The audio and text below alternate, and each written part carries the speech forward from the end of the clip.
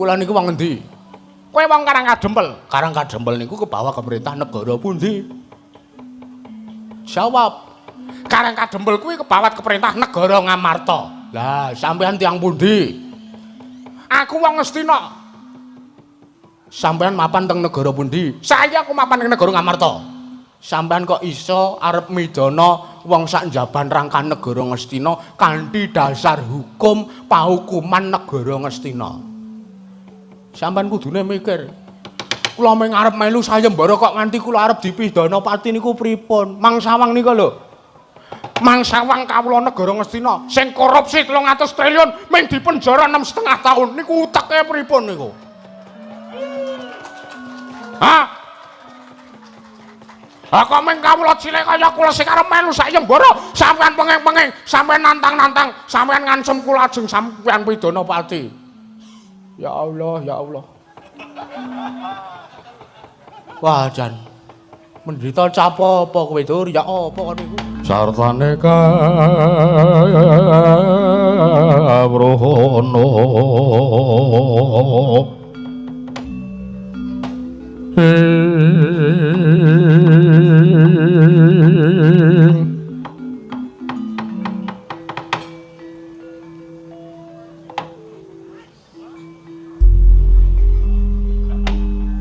Niwang Sukmana mangabdi luwih ya Niwang Agung. Duh Gusti kula nyuwun pangapunten sedaya kalepatanipun ingkang abdipun Puntadewa. Mugi paduka Gusti kula kang akarya jagat tansah mayungi dhumateng kawontenan wonten praja negari Ngamarta anggen kula njejegaken kautaman. Duh Gusti kang Maha Nasa. Nun mangke bapa Penemban kejatara sing manahipun ingkang putra pun Puntadewa sareng kula tampi rawuh paduka rawuh wonten praja negari Ngamarta anyareng ngeling mercon bapa Penemban.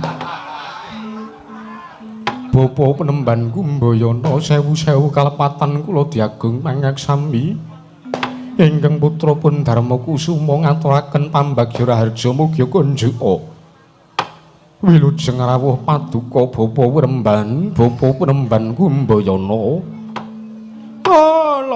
Lole kenthos waru gembal manyor-manyor.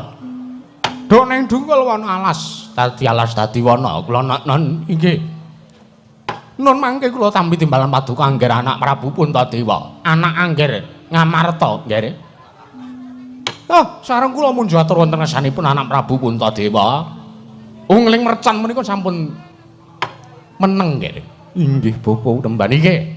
Menika dados pratandha pakurmatanipun ingkang Bapa anggen kula sowan wonten ngarsa paduka anak Prabu Darmakusuma dipun subya dipun paringi. Inggih menika pasugatan ingkang estu damel bombong. Duwen remen manahipun ingkang Bapa ing Sokalima. Kawula non. Pambagya raja mboten langkung sampun kula tampi wilujeng sowanipun ingkang Bapa ing Sokalima. Anggen kula sowan ngabiyantara wonten ngarsa paduka anak Prabu Puntadewa nggih, anak kula ing Ngamarta. Mboten langkung kula ngaturaken pudha pangastawa kula ingkang Bapa ing Sokalima mugi kanjuka wonten ngarsa paduka anak Prabu Yudhistira, anak Prabu Darmakusuma.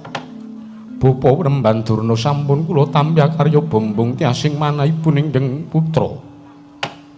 Kula cancang pucing weni dumaweng widang lumeketing werdaya saestu ndadosaken cahya daging rah wen kayiwanan Bapa Penemban. Mboten langkung kaprayogakna lenggah paduka Bapa Penemban Durna ing Sukalima anggen rawuh wonten praja negari ing Ngamarta Bapa Penemban. Sampun boten kang payogi pisanipun. Ingkang Bapa ing Sukalima nggih, anak angger Ngamarta. Wah.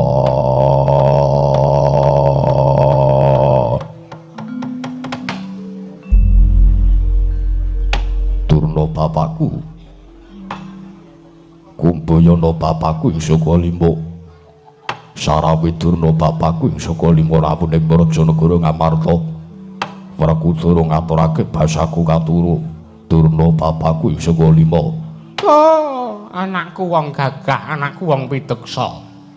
Werkudara, Bratasena ya Wijasena, merek segaret.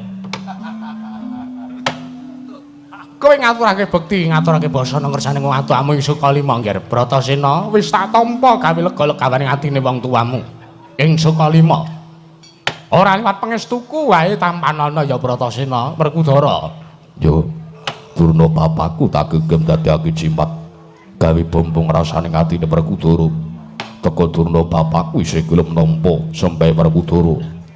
Ning ngatasi aku wis mataun-taun kepungkur. Aku entuk ilmu kasampurnan saka Durna bapakku. Malah wis suwe pirang-pirang sasi aku rasa wanana ngersane Durna bapakku sing gedhe pangaboramu Durna bapakku malah nganti rewangi kowe ketalalan tekan negara Ngamarta. Apa ya pancen Bratasena luput? Apa pancen Werkudara duweni kleru, duweni dosa karo Durna bapakku? Yen to pancen ana keluputanku, gage ngendika aku ora bakal dikiring-ringo yen to nampa tukane Durna bapakku ing Sukalima. Ya jagat Dewa Bathara jagat pangestu karo Bratasena. Bratasena kowe iki pancen bocah sing iso ngabekti karo gurumu, Ngger. Yo. Merga ngene lho Bratasena, pancen bener. Kowe iki pancen rikala semana ngilmumu kabeh tak suntak karo kowe. Ngilmuku kabeh sing saiki wis mbok gawa kuwi saka Begawan Durna. Merga ngelingi nalikane Begawan Durna anake Sayembara Sukalima. Nalikane kowe tak dawuhi supaya mbangunke wujuding pawiyatan ya Pretapan Sukalima. Kowe kasil Bratasena.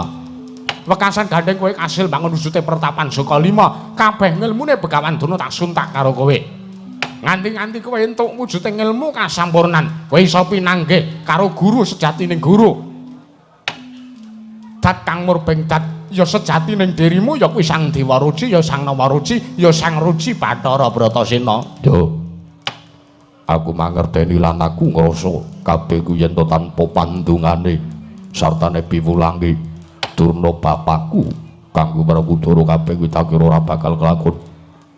Nanging sing tak jaluk ya mung tukamu ingkang mengko bakal dadi pamecute Werkudara. Nggonku tansah kegulang ilmu, ngulir budi ngasah katiwasan meguru eneng Sukalima.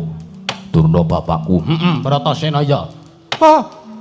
Bab perkara kuwi mengko bakal pun bapa bakal sak pejaga ngadu arep kelawan kowe. Catur netra karo anakku Bratasena. Nanging luwih dhesaku tak matur apa wigatine aku swanang ngersane kadangmu Pambayun. Ya anak Prabu Puntadewa iki ya Werkudara. Yo.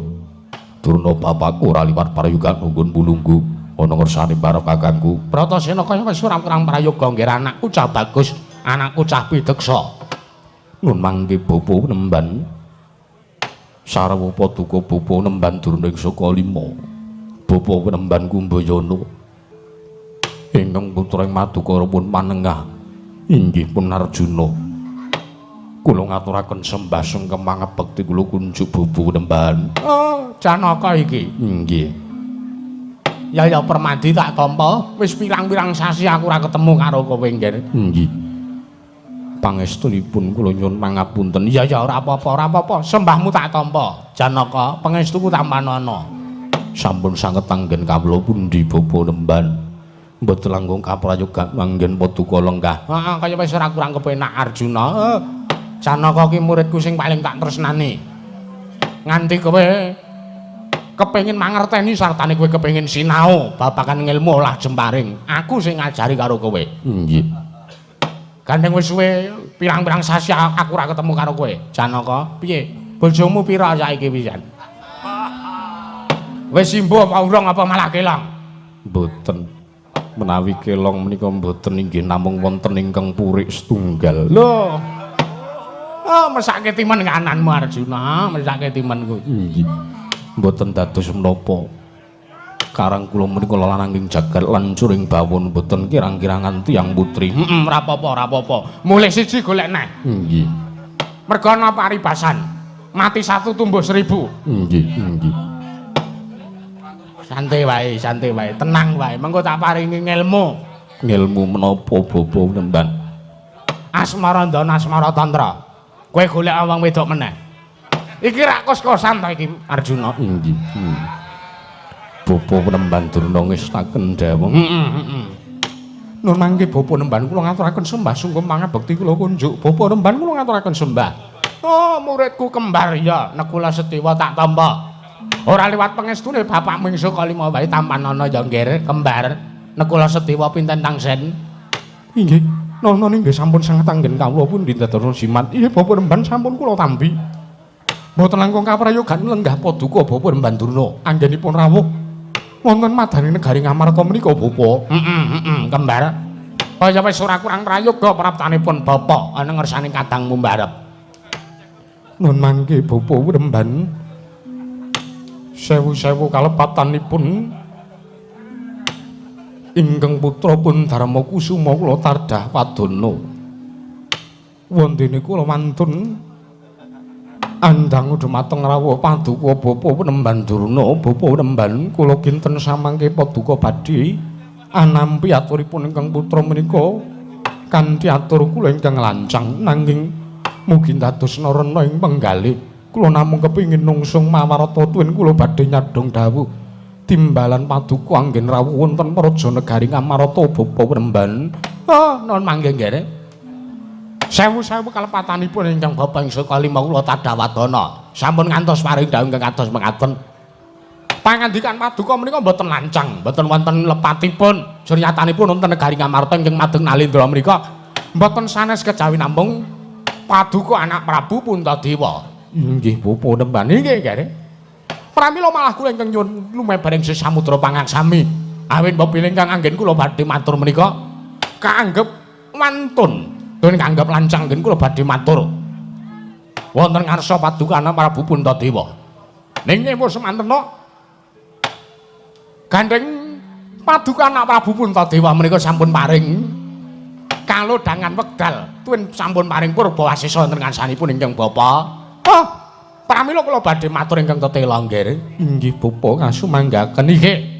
Ingkang sepisan sowan kula menika badhe tetinju dhumateng karajanipun para anak-anak kula para Pandhawa. Inggih murid-murid kula.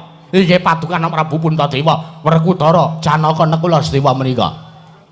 Ngaturaken panuwun ingkang tanpa pepindhan jernyatanipun awit saking donga pangestu paduka kawontenanipun para Pandhawa tansah ayem tuwin tata titi tuwin tentrem Bapak Remban. Inggih.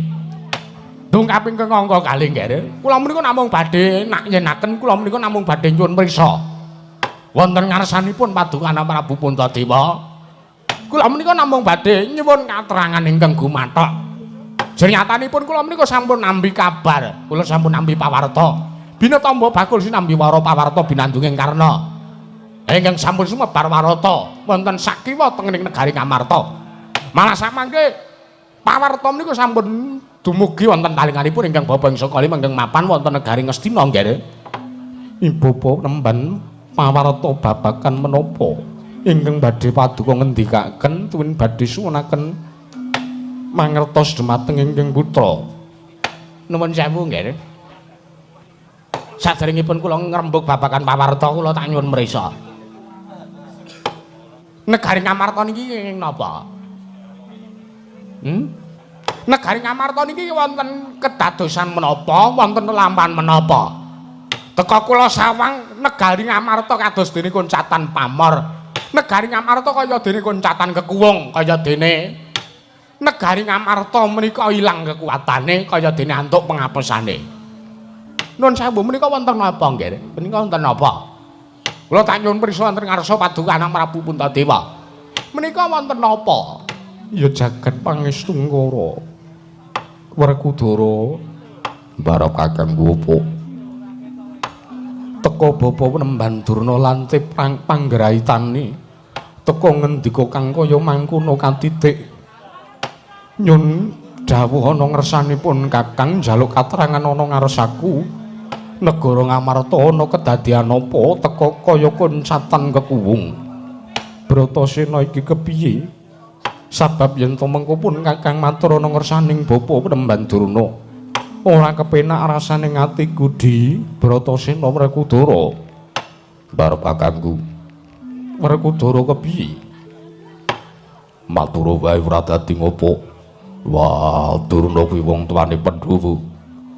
Durna kuwi padha karo wis dadi gurune Pandhawa wis mancing sedulur Sinarawati. Mergo ngilmune Pandhawa ingkang maringi ora liya kejaba nyembung Durna bapakku ing Sukalima. Senajan to dikaya ngopo.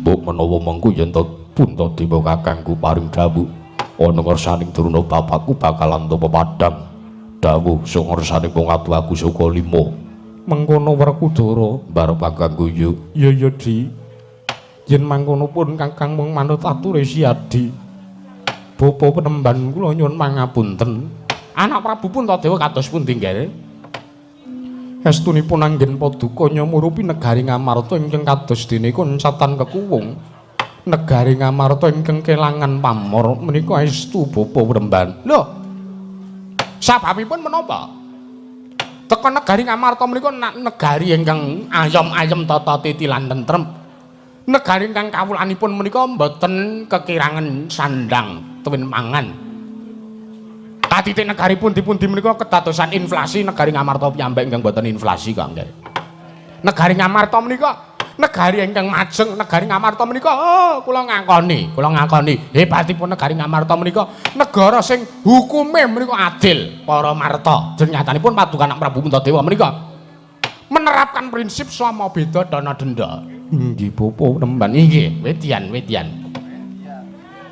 estunipun anggen paduka paring dawuh bilih nyumurupi negari Ngamarta koncatan kekuwung menika awit dipun sababaken nanggen anak kula ing Tanjung Anom inggih anak kula ing Plangkawati inggih menika Punangka Wijaya inggih Abimanyu ingkang sampun wonten Sabta Candra rikalenggan sak menika oncat saking negari Ngamarta kamangka pun para Pandhawa menika sampun ngawontenaken sayembara awit saking tresnanipun ingkang putra dumateng wayah paduka pun Abimanyu para Pandhawa tumuli ngawontenaken sayembara sok sinten ingkang saged mupu sayembaranipun para Pandhawa sak tedhak turunipun sak tratumrahipun badhe dipun mulyakaken gesangipun dening para Pandhawa gesangipun badhe dipun damel sarwa-sarwi kecukupan dipun maringi dana prabya saking negari Ngamarta sinasa menika tiyang sak njabaning rangkah negari Ngamarta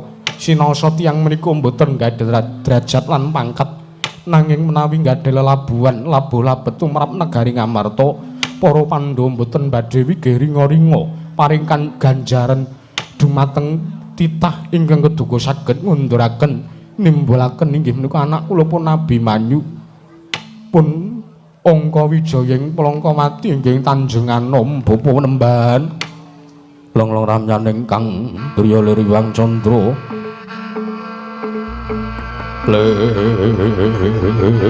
Liriwang Candra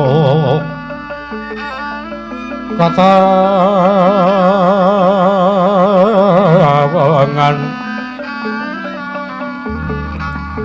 sumyu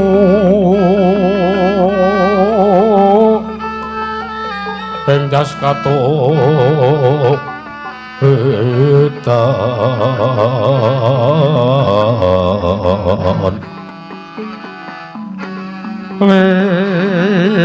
lemot kabyarsaning matur nuwun rojit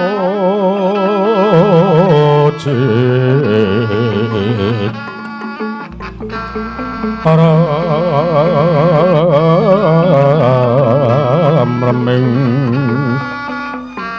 driyama nawong mobil plat AB 1353 lho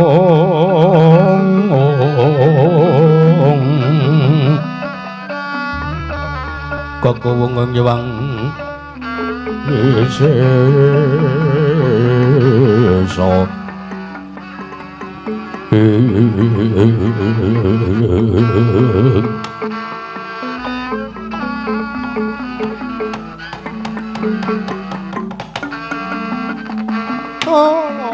lone kandang blekuduk saru gembal sumorante Allah gamana ga kula ga prikantil bututing selikur nuwun mangke nggih teka kula menika ngrasa kula menika rumaos babakan pawarta ingkang kula tampi inggih babakan paduka pun para Pandhawa inggih anak Prabu Darmakusuma sananak kula pun para Pandhawa menika ngawontenaken sayembara babakan menika Oh, nuwun sewu lho nggih. Bapak Durna kados pundi? Paduka menika Nalendra. Paduka menika ratu ingkang nggadahi bawa laksana, ratu ingkang nggadahi wibawa. Inggih. Lah kula kaget. Sareng Paduka Ana Prabu Darmakusuma paring dawuh bilih badhe mulyakaken titah ingkang duka saged damel srana wangsulipun nggih kondoripun putu kula Punangga Wijaya nggih pun Abimanyu wangsul wonten negari Ngamarta. Menika nuwun sewu nggih. Tumrapipun ingkang Bapa menika kula mboten mathuk. Mboten mathuk sababipun kados pundi Bapa nemban. Mengke riyen Paduka menika Nalendra kamangka ingkang ngoncat saking negari Ngamarta menika lancur Pandhawa. Inggih. Ingkang ngoncat saking negari Indraprastha menika putu kula piyambak. Ingkang ngoncat saking negari Ngamarta menika anak-anak Pandhawa. Menika pangeran-pangeran negari Ngamarta sedaya. Napa badhe kelampahan? Napa badhe kelampahan? Abimanyu teka dipun timbulaken dening wujudipun kawula alit menika mboten kula kinten namung badhe ngasuraken dumateng derajatipun anak Prabu Puntadewa. Lajeng kersa Paduka Bapa Premban Durna kados pundi? Menawi tumindakipun ingkang putrapun Darmakusuma menika lepat. Menawi anggen kula nggadahi cara ingkang kados mekaten menika kanggep lepat lajeng saenipun kados pundi Bapa Premban? Nuwun sewu nggih, nuwun sewu. Kula tak nyuwun prisa kaliyan pun Werkudara. Inggih. Pratasena. Durna bapakku piye? Abimanyu kuwi anake sapa?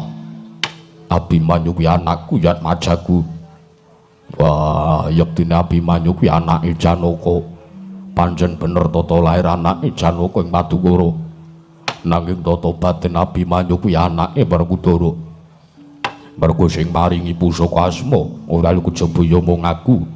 Rikala sampun nalikane Abimanyu lair, Abimanyu tak paringi jeneng Bimanyu. Wekasan nalika semono Abimanyu uga cerake karo Werkudara ya senajan to bapakne kuwi jlambrong nanging Abimanyu luwih bekti karo Werkudara. Lah aku tak takon kowe iki muridé sapa? Tegese piye? Werkudara iki muridé sapa? Aku ya Werkudara iki muridé Durna bapakku ing saka 5. Bratasena. Durna bapakku kepiye? Lah kok Pandhawa malah nganakake sayembara ki pikirane kepiye? Wah, pikirane kepiye-kepiye? Aku tak takon, Pandhawa ki ndek guru, Pandhawa ki ndek wong tuwa. Ya senajan to nuwun sewu Pandhawa kewancen bocah lala sing ora duweni bapa, ora duweni ibu, nanging isih duweni guru, sing tansah gegulang karo ilmu. Nuntun marang bab kabecikan. Oleh aku coba ya mung bapakmu ing saka 5 iki. Yo terus karo Durna bapakku. Lah kok dadak kowe ketayalan golek wong sing iso mupu sayembara. Kamangka wis cetha nang ngarepe mata Durna iki mengko bakal kelakon. Gayuh sartane aku bakal kelakon gawe srana baline Abimanyu. Nggone bakal baline negara Ngamarta. Nuwun sewu, ora usah dadak kongkonan wong, ora usah dadak golek wong sing iso mupu sayembara sapa. Nyatane ndak kira pancen urung ana titah ingkang bisa balekke Abimanyu. Ingkang urung bisa nemokake Abimanyu supaya bali ning negara Ngamarta. Piye pikiran? Durna bapakku ya tak pikir pancen mangkono.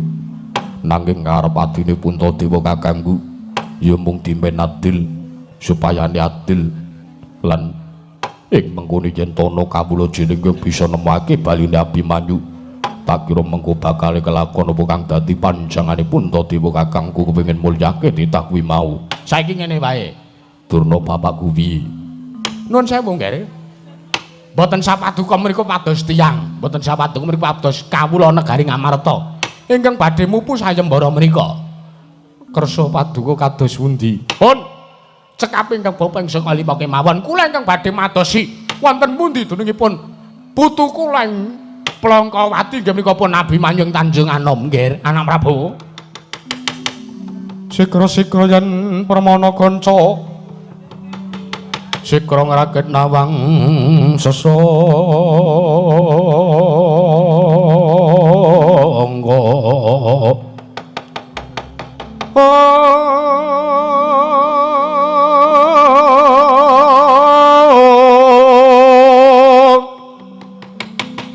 Candra mbok marwa sing sang katri kumulung mangroma ing wadya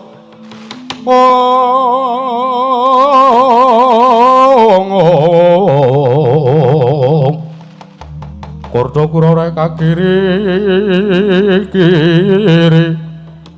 Rananggana magawe gelari rawang-wang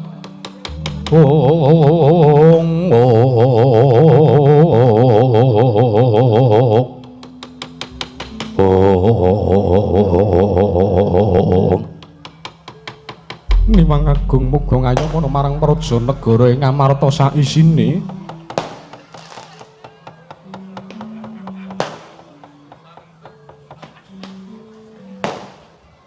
ngurmati wong nek mercon.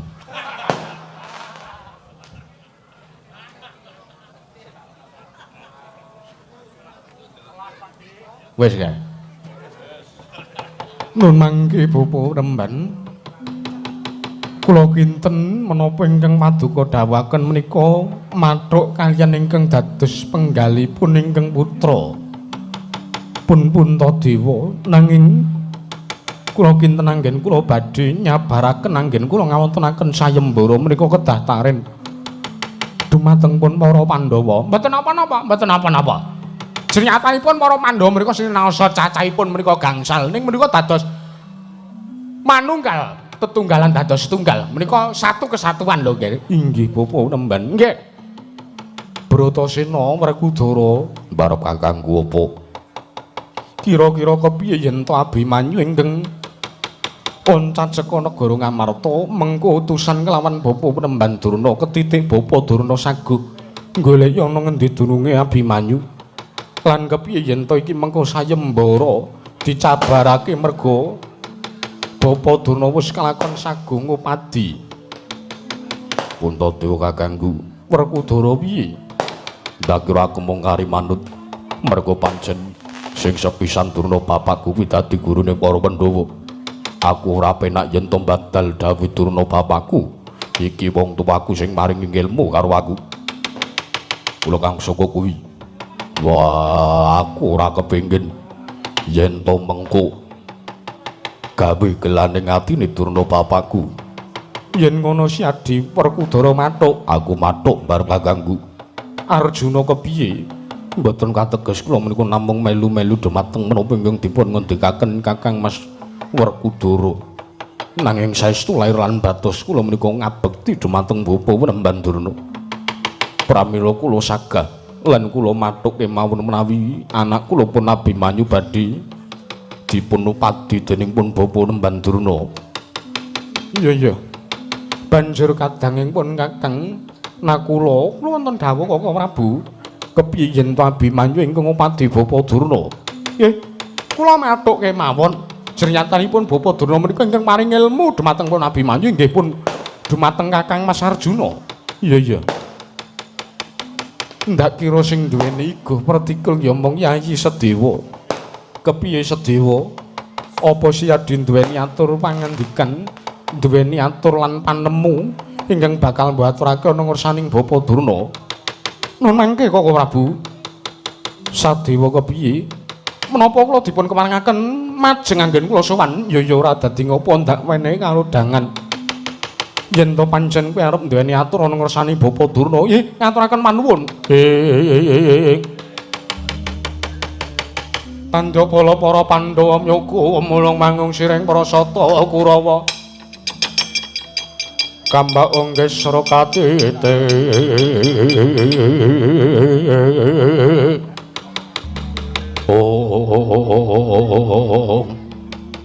Sadewa kowe arep matur apa gage ndak maringi kalodhangan wektu?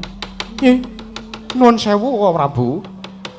Kula kinten samangke menawi para Pandhawa badhe nyabaraken sayembara anggenipun badhe ngupadi dumateng anak kula pun Abimanyu badhe dipun cabaraken kula mboten mathuk.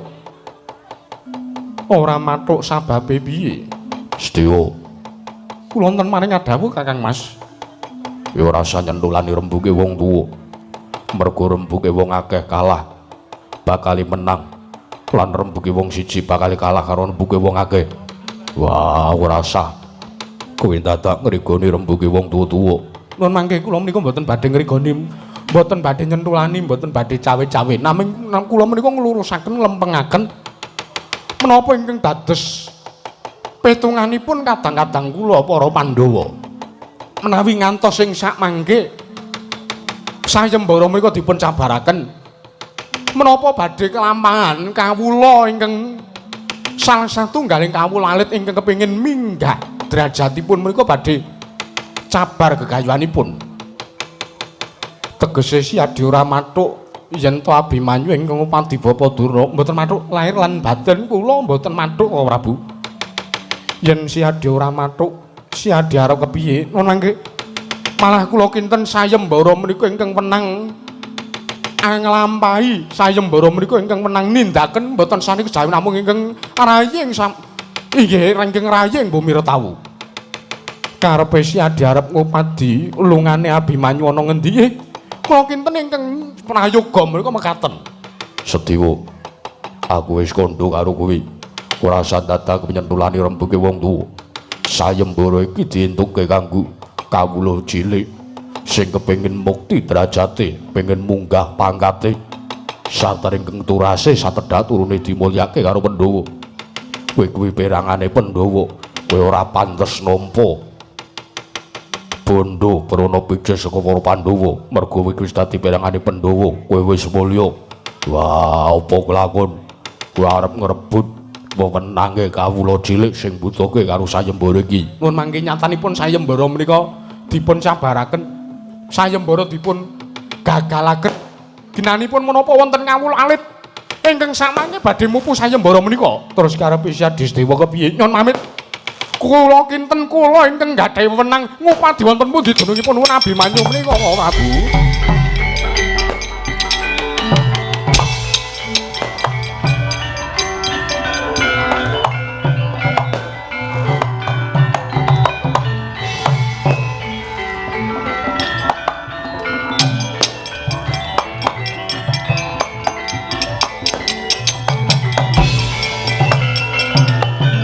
Ya jagat pangistungkara Werkudara Barep kakangku apa?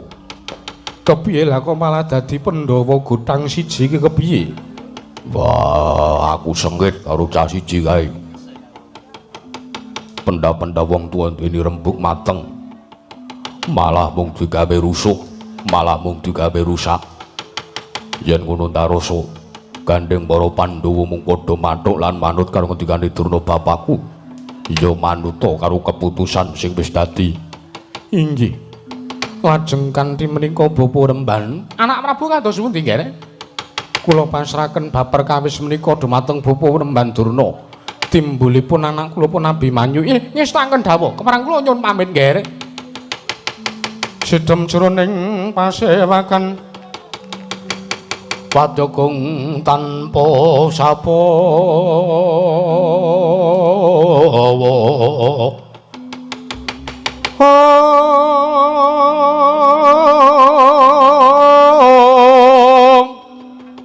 kapraban dening Sang Nalendratama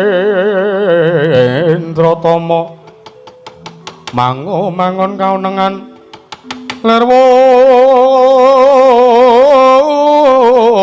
sing duka cipta Prabuti Mandana raras Prabuti Mandana raras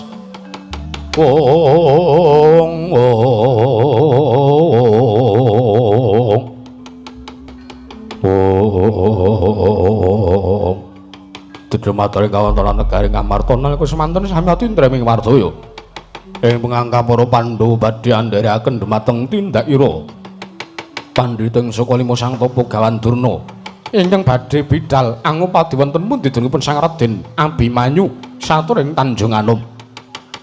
Nanging rikala semanten dereng ngantos sang topo Begawan Durna jumangkaken suku nglomyaken asta kabir ngaluing sang Jopara kawula samyose alok bila wonten salah satunggiling abdi Panakawan ingkang minggah madaning datuling praja negari Ngamarta tansanes kejawi namongat majaning Sang Lurah Semar Baudara nggih Sang Lurah Bagong Panakawan ing Pandukan muring ngapus minggah wonten madaning Datul Praja Negari Ngamarta pemper-pepeh pindha sata metarangan gawe kagat kang samya mulat mangrembeng para kawula kancana daya yak njaluk dalan wene dalan yo wene dalan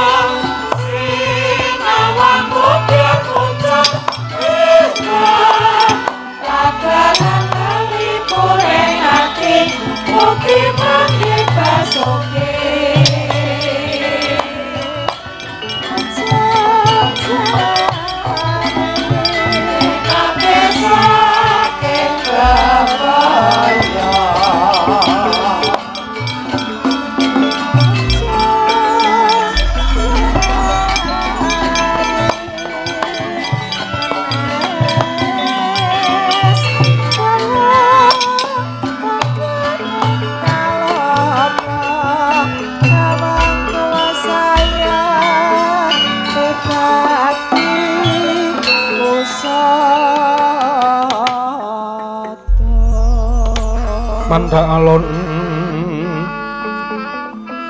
tata trapsilanira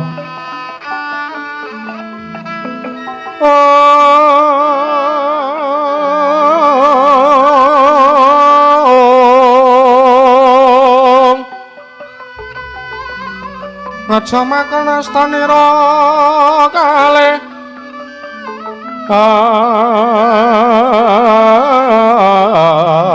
astanira kalih pisan yen ngandika magawe pranda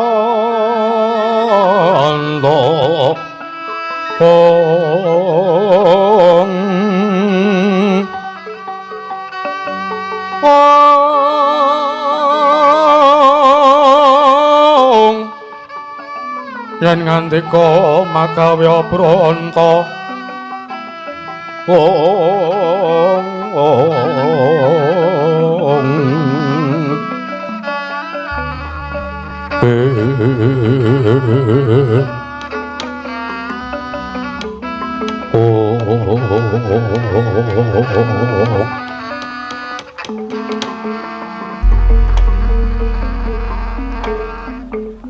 Ya jagat pangestungkara wayah Bathara jagat nun mangke bapa Remban anak Prabu Puntada kados pundi nggih dereng ngantos paduka bapa Remban Durna bidal ngayahi gati teka malenggeng putra pun para Pandhawa nampi sawanipun Panakawan Bagong menika bapa Remban oh lole Panakawan ki sore-sore munggah kedaton ki ya ngapa ta ya mong kere munggah bali. Nun sewu nggih. Bagong menika kawula alit, Bagong menika namung batur, Bagong menika wong loro saudon telu saurupan. Bagong menika namung wong elek nyolok mripat. Bagong menika wong ora duwe, Bagong menika wong kere. Tartentu menawi mangke paduka anak Prabu Puntadewa, mboten nundung minggat dhumateng pun Panakawan menika. Menika sowane mung mesti mung bakal jejalo. Inggih. Pun diparingi dit 10.000 gek kan minggat mawon. Nek mboten Bagong niku diparingi lintingan pun seneng niku. Prayoganipun kula dangu rumiyin Bapa. Nggih, monggo. Mbok menawi ugi wonten wigati, wonten kepentingan wonten ngersanipun anak kula. Pun para Pandhawa nggih. Inggih, Bapa Durna kula aturi mrayogaken anggenipun lenggah. Sampun mboten kirang prayogi. Panakawan Bagong padha kanthi slamet. Rahayu suwanmu Bagong. Duh apa kowe mancelek? Nona amit pansang kali mantabe. Dina bena ngila duni dumawang tawang towang linepatna ing tolak manu sinuwun. Kepareng paduka Gusti kula sang nata ing negari Ngamarta. Nimbali dumateng suwanipun ingkang abdipun Bagong kula didangu leh kula sowan. Ngaturaken panuwun ingkang tanpa pepindhan jernyatanipun kula menika namung ingkang kados sampun dipun ngendikaken dening Begawan Durna kula menika namung kere ingkang munggah bale teka kula dipun tampi sowan kula kanthi prayogi iya Bagong nggih merga yen mesti kula sowan teng negara liyane mesti kula sowan teng negara Ngastina kula dereng dumugi wonten sak nginggiling kedaton kemawon mesti kula pun diusir kalih bodyguard negara kalih pampres negara-negara ning benten negari Ngamarta menika negari ingkang memanusiakan manusia. Wah, pramila kula nyun lumebar ing samudra pangasami kula ngaturaken panuwun ingkang tanpa pepindhan. Iya Bagong tiba sepadha-padha nggih. Salajengipun nanggapi ingkang dados ngendikanipun Sinuwun Puntadewa sampun raharja slamet suwanipun ingkang abdipun Panakawan Bagong sinuwun mboten manggalangan setunggal punapa tinabena saking rubedawing kalih Sambikala Durga Mendak Kala Sena rahayu nering Sambikala rahayu sagung dumadi. Iya Panakawan Bagong nggih salajengipun menika ingkang dados jangkeping aturipun ingkang abdipun Panakawan Bagong kula ngaturaken sembah sungkem pangabekti kula kunjuk sinuwun ya Panakawan Bagong tak tampa rawat pangestu ningsun tampanana nggih prayogakna nggonmu lungguh sampun kula pundi lan sampun boten kirang prayogi sawanipun ingkang abdipun Panakawan Bagong. Oh Panakawan Bagong slamet tekamu duwer Bagong padha raharja sak sowanmu Bagong. Rasah tanggepi oh menungsa ora tatanan kowe iki mung kawula cilik lho Bagong kowe iki mung batur derajatmu iki mung Panakawan kowe kudune dibakekake karo pendhita karo aku pujangga priyagung piyai kudune kowe seneng ora malah mbok paido kaya ngono kuwi piyai iki nek cangkeme kaya telek piyai iki nek ora ngajeni karo kawula cilik pedhae apa tak sembah-sembah sampean ora ngelingi ya senajan to kula niku senes kawula negara Ngastina Penemban ning kudune sampean ngelingi sampean ki teng negara Ngastina niku mesti ngenten kawula cilik kaya Bagong niki kudune niku sing sampean ajeni merga kawula cilik teng negara Ngastina iku sing dukung sampean sing menehi panggung sampean sing menehi kursi sampean nganti sampean iso dadi pendhita sampean iso disubya-subya ning negara Ngastina. Ning sampeyan tekan negarane wong, sampeyan ketemu karo kawula cilik ning negara Ngamarta, kok sampeyan ora ajeni, ora sampeyan nanggep menungso, pedaya apa sampeyan dadi pendhita? Gunane apa sampeyan disebut priyayi? Gunane apa sampeyan disebut turasing wong kang duweni apa ya? Apa jenenge? Napa niku sinipun? Apa Bagong? Apa kuwi keturunane sampeyan niku keturunane wong-wong sing duweni watak ngaluhur. Gunane apa? Keturunanmu apa ki trahmu wae sing apik ning nek tindak tandukmu ora ngajeni karo kawula cilik, sampeyan ora bakal ana harga dirine penemban. Sampeyan ya kudu ngelingi sampeyan dadi Perdana Menteri negara Ngastina ki merga sing dadi Nalendra kuwi rikala semana Sinuwun Prabu Dasarastra. Sampeyan diwenehi kamukten, sampeyan diwenehi kursi, diwenehi jabatan ten negara Ngastina, sampeyan kuwi kudune luwih nglenggana. Ora kok ketemu kawula cilik kaya kula malah mangece. Pun gek mang minggat, ken minggat mawon, mang paringi dhuwit 10.000 terus menungsa niki kon minggat. Anggap sampeyan kula niku kirik sing njaluk pakan apa pripun? Iblis. Bagong ora usah puring-puring. Apa melu-melu kowe yo aner. Anu ding ora sida. Ndara Werkudara tak paneni. Oh, sing gedhe pangapuramu ya Bagong, sing gedhe pangapuramu mboten napa-napa, anggere mboten dibaleni. Pun kula ngapura. Oh, slamet tekamu Bagong, pangestunipun wilujeng. Bukti kula katur. Oh, pangestuku tampan ana Bagong. Mang dekake mriku kapan-kapan kula pendhete mangga. Wong edan pangestu kok kapan-kapan arep dijupuk. Kajenge kula sengit anggere nek piyayi sing titele sarjana ning karo kawula cilik kaya Bagong ora ngajeni. Kula niki nggih menungsa, Den. Iya.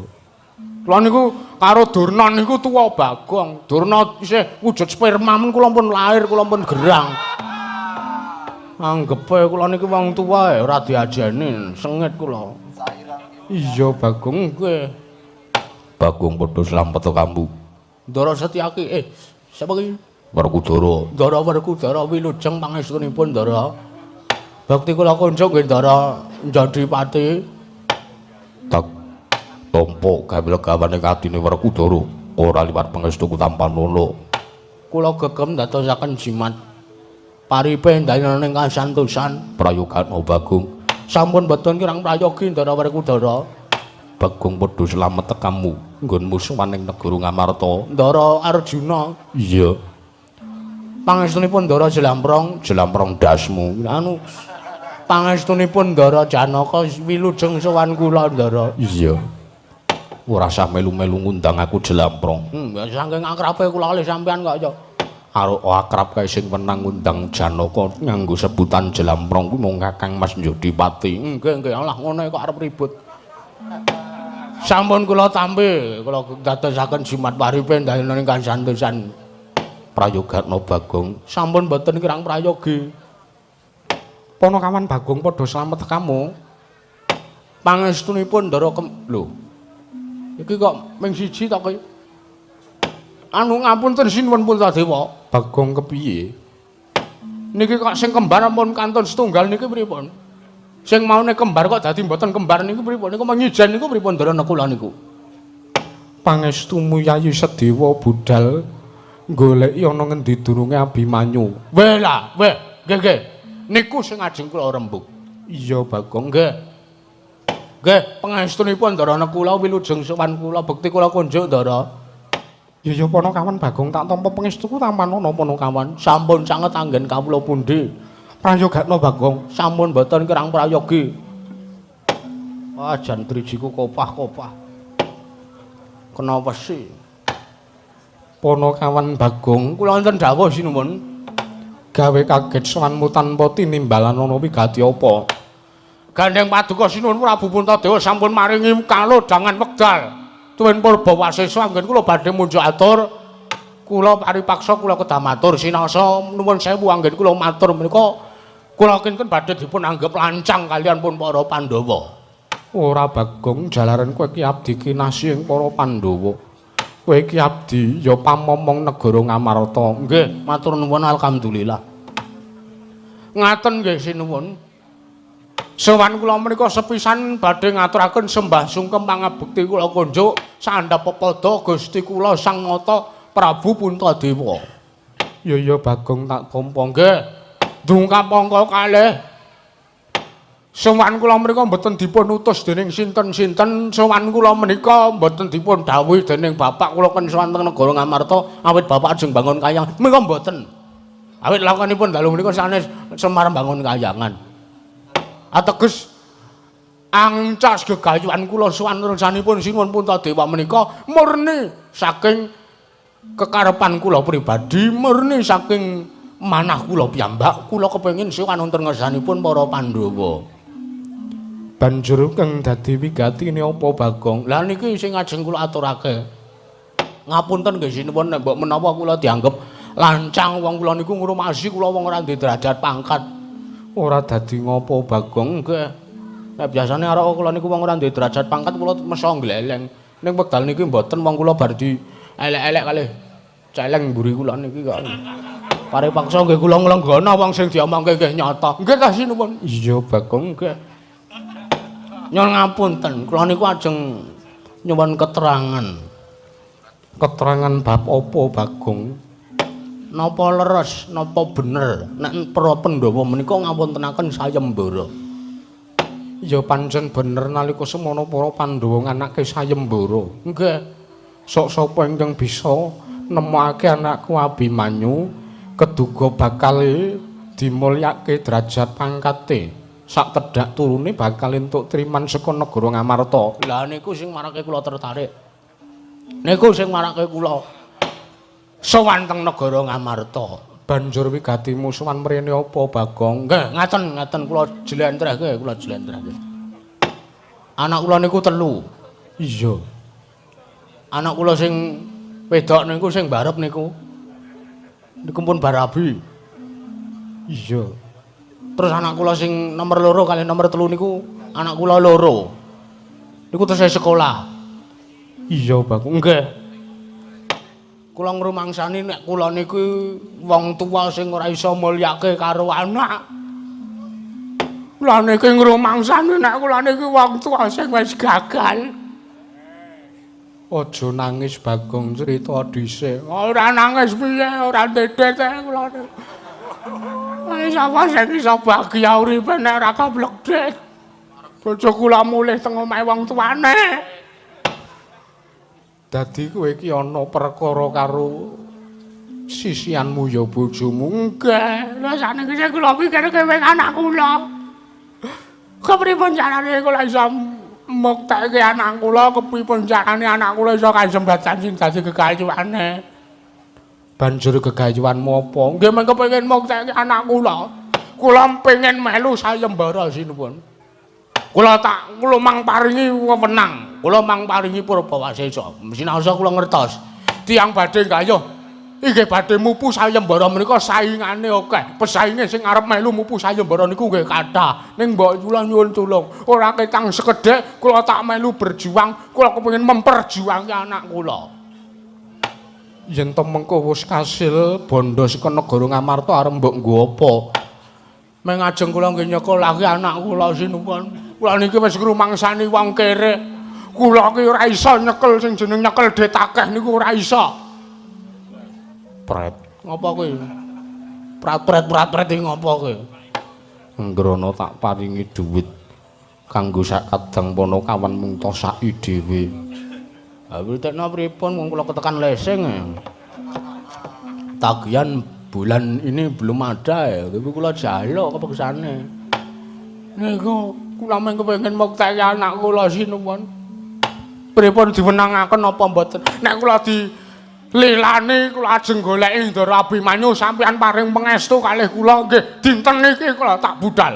Dinten niki kula budal, kula pestheke mengke santen kula pun gandeng Ndara Abimanyu wangsul kondur teng negara Ngamarta Sinuwun. Pripun?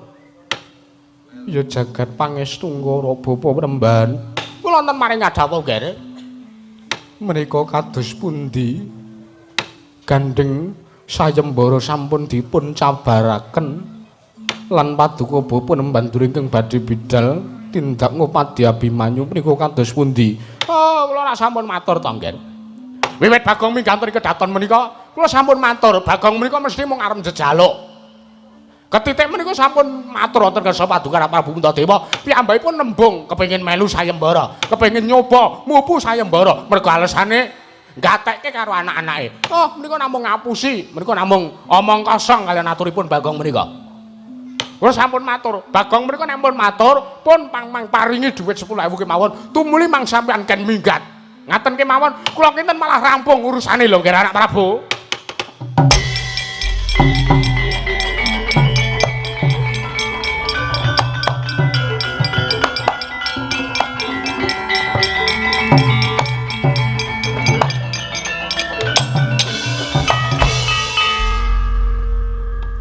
Lara atiku. Piye-piye aku nang omah disembah anak bojo. Nang kene kok mung trima dielek-elek. Oh alah dur kowe kok kaya ngono. Ngapa kowe arep ora trima kowe? Kok kowe ora trima tak elek-elek ning ngarepe anak Prabu Puntadewa. Kowe tak elek-elek ning ngarepe para Pandhawa. Nuwun sewu dadi niki mau sayembarane pun dibatalke to. Iya Bagong sayembara wis dicabarake. Sebabe alasan sing pasti, katerangan sing cetha pripun? Merga bapa Penemban Durna ingkang keduga saguh ngupadi ana ngendi durunge Abimanyu dadi ndak rasa ora susah dadak nganake sayembara. Ndak kira bapa Durna wis merantasi. Oh alah sinuwun sampean niku dadi nalindra kok ya ora ndek jati diri. Kula tak omong kalih sampean riyen. Sampean niku dadi pamengku negari Ngamarta. Sampean niku bagaimanapun presiden menika dados ujung tumbak sebuah negara. Sampean menika presiden, sampean menika nalindra. Iya. Otomatis sampean kuwi sing nyekel keputusan negara Ngamarta. Keputusan MK negara Ngamarta ajeng kepripun implementasine niku gumantung sampean. Implementasi ki apa? Lah mbok kowe sing ngomong aku sing tak takoni. Implementasi menika tindakan-tindakan ingkang keduga saged ngrampungaken sawijining masalah. Sing dadi nalindra sampeyan, sing paring keputusan ya sampeyan. Nek sampeyan diparingi dawuh kalih Durna, anak Prabu sayembara dipun cabaraken. Niku sampeyan pikir sik, aja waton memutuskan. Alan yen ngono aku luput duweni panemu ingkang kaya mangkono. Bener salah niku namung gumantung Gusti. Lah sakniki mboten urusan kula kalih sampeyan, ning urusan kula menika kalian gentrone menika. Kowe kaya ora trima karo aturku Bagong, mboten trima Penemban nuwun sewu. Kula sewanteng mriki niku urusan kula kalih Sinuwun Puntadewa. Urusan kula ora karo sampeyan. Lho. Nanging aku ingkang praptana kene luwih dhisik tinimbangane kowe. Aku ingkang duweni wewenang tumrap para Pandhawa. Merga aku gurune para Pandhawa.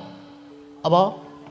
Merga Durna kuwi dadi gurune Pandhawa. Pandhawa isa duwe ilmu kuwi merga dimulang karo Begawan Durna Pandhita Sukalima. Guru kuwi pahlawan tanpa tanda jasa. Sing ngomong sapa? Sampeyan ngomong pripun mau? Guru niku napa? Guru kuwi pahlawan tanpa tanda jasa. Kuwi apa? Guru pahlawan tanpa tanda jasa niku mbiyen. Nek sakniki guru niku tanda jasane sertifikasi. Sampeyan ngerti ora? Hah? Guru niku sakniki kangge tanda jasa, sertifikasi entuk pencairan dana. Kudune pencairan dana niku dinggo gunake dinggo menjomplang apa ya jenenge iki apa menaikkan niku napa niku sakarepmu aku radong rembugmu kudune dhuwit pencairan dana sertifikasi menika dipun ginakaken kangge mendorong kinerja belajar mengajar apa jenenge KBM niku pelajaran nggo murid-murite ning ora entuk pencairan dana sertifikasi malah nggo DP mobil. Bar DP mobil konangan demenan. Niku kathah sakniki teng negara Ngamarta kasuse ngoten niku kathah. Lah kok sampean iso ngendika nek guru niku pahlawan tanpa tanda jasa? Bener, guru pahlawan tanpa tanda jasa. Niku riyen nek saniki guru tanda jasane sertifikasi. Iki kula omongke sik. Ben sampeyan ora salah paham. Omongan kula setara kali omongane mercon. Ya muni aku Dur. Muni aku. Nanging padha karo yen to kowe batal dawuh Begawan Durna, padha karo kowe wani nantang pernatan hukum negara Ngastina. Terus nek kula nantang pernatan hukum negara Ngastina, sampean arep ngopo? Kowe cilik bakal dikunjara ning Praja Negara Ngastina, merga kowe wani karo Begawan Durna. Aku iki sing dadi nujung pujangga ning negara Ngastina. Cilik kowe bakal dikunjara, gedhe bakal nampa pidana pati saka negara Ngastina. Sik, kula tak takon. Kula niki wong endi? Kula niku wong endi? Kowe wong Karangkadempel. Karangkadempel niku kebawa ke perintah negara pundi? Jawab. Karangkadempel kuwi kebawat ke perintah negara Ngamarta. Lah, sampean tiyang pundi? Aku wong Ngastina. Sampean mapan teng negara pundi? Saya aku mapan teng negara Ngamarta. Sampean kok iso arep midana wong sak njaban rangka negara Ngastina kanthi dasar hukum pahukuman negara Ngastina. Sampeyan kudune mikir. Kula mung arep melu sayembara kok nganti kula arep dipidana pati niku pripun? Mangsawang nika lho.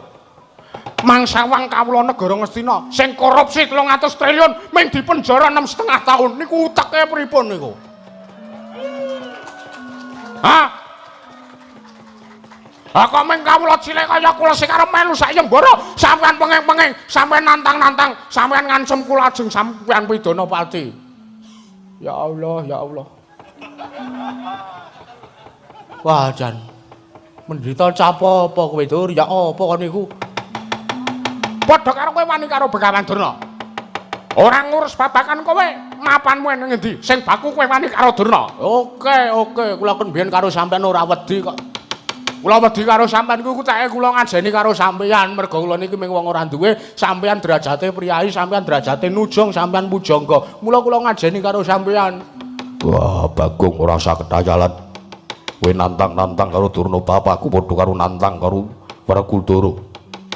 Muridé ora trima gak sajake. Iya, oke, ora apa-apa, ora apa-apa. Aja kok wong loro iki, aja kok Pandhawa, aja kok titah sak jagat raya. Dur, rungokno Dur.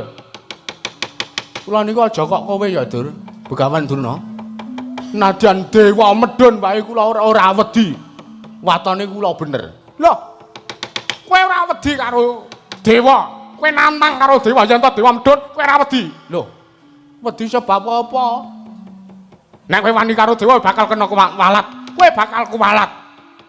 Saniki tak takon, sampean ngerti tembung kuwalat niku tegese napa? Sampean ngerti napa mboten? Modar ora? Ayo. Werkudara. Durna bapakku kuwi. Kuwalat ki apa? Wah. Kowe iki pendhita kok ora ngerti tembung kuwalat. Sampean ora ngerti iki saiki tak terangke, tak takon karo sampean. Iya. Dewa sing paling dhuwur dhewe niku sinten? Dewaning para dewa nalindraning para Jawata sing paling dhuwur dhewe niku sinten kula tak takon karo sampean. Dewa sing paling dhuwur dhewe kuwi Sang Hyang Jagat Girinata, ya Sang Hyang Bathara Guru, ya Sang Hyang Manikmaya. Saniki kula tak takon nek sampean pun ngerti dewa sing paling dhuwur niku sinten? Enten sing luwih dhuwur tinimbangane dewa. Lho, apa? Menungsa. Lho, ora iso, menungsa kuwi derajate sak isore dewa. Dewa kuwi derajate sak dhuwure menungsa adoh.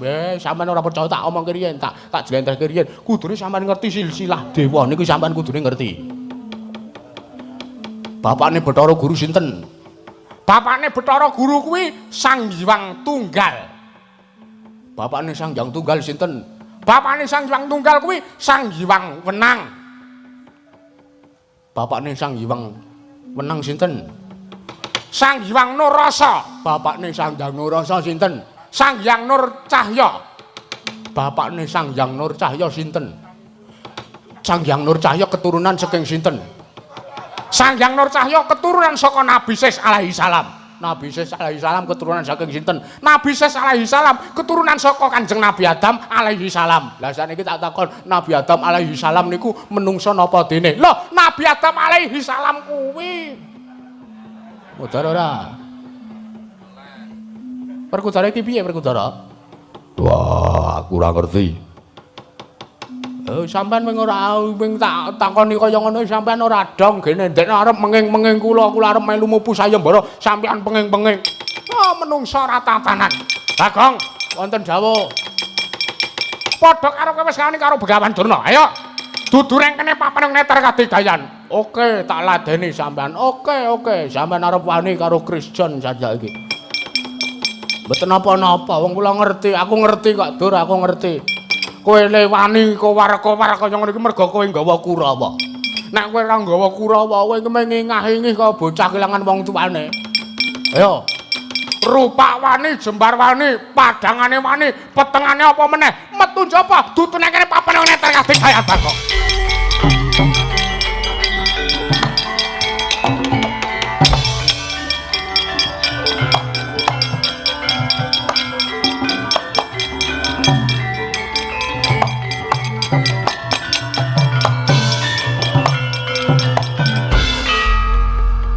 Apa Durna sing tok tantang wis metu kok kowe isih nang kene.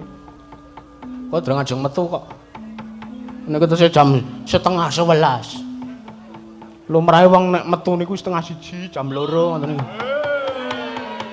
Niki ra ngepasi malam tahun baru ta niki. Iya, Bagong. Nggih. Wong ini dolan metu esuke golek nanas muda. Arep ki apa? Iki ngopo to kowe? Ajeng dirujak, ajeng dinapakke meleh. Rujak. Pripun, sampean nglilani napa mboten nek kula melu sayembara? Bagong wonten dawuh. Bab perkara sayembara kuwi kowe arep melu ya sak karepmu, ora melu ya sak karepmu. Oh, ngaten. Iya. Dadi niki Pandhawa lepas tangan niki. Iya, Bagong. Wah, jan. Wah, edan. Nggih pun nek ngaten kula tak nyuwun pamit madal pasilan nggih sinuwun.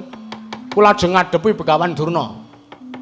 Merga nuwun sewu nika senajan to guru ning nek guru niku duweni pangerti sing luput mboten pantes dibelani. Ra sampean nggih ngerti nek Begawan Durna niku luput to Den Darwar Kudara. Wah, guru kuwi Durna kuwi bapakku, Durna kuwi guruku.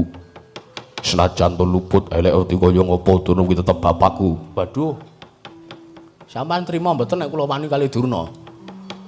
Natar saben aku ora nrimake mergo derajatmu ming batur kowe wani karo Durna bapakku sesembahanku. Nanging saiki sakarepmu yen kowe ngasih wani karo Durna bapakku kowe engko bakal kena tulang sarike Durna bapakku. Telek. Kula ki ora percaya sing jeneng tulang sarik ngono ora percaya. Watone kula yakin, ainul yakin inama alam malu biniat. Kuwi apa? Segala sesuatu gumantung pada niat pun. Niat kula kepengin mokteke anak. Nggih, senajan to mati tak wujuti sing penting anak-anak kula mukti sih.